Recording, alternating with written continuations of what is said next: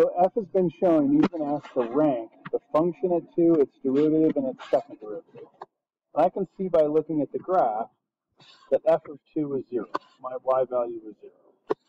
Now the derivative means slope of the tangent line. So if I sketch through a tangent slope, I'm not exactly sure what it is, but it looks like it's -1 or -2. Definitely it's negative. So now the second derivative. I'm not really sure, but I can look back and remember that this is concave down. And again, back here to my figure that I keep using to help me, this figure is also concave down.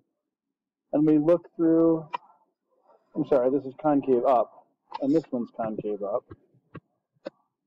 And as we compare our second derivative is positive above the x-axis.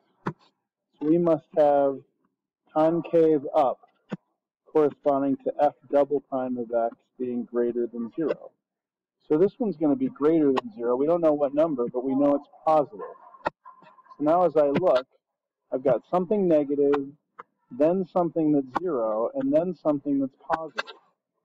So my ranking would be f prime of 2, which is negative, must be less than f of 2, which is 0, which must be less than f double prime of 2, which is positive. And again, the reasons, this was decreasing, so negative slope, and this was concave up, so positive second derivative.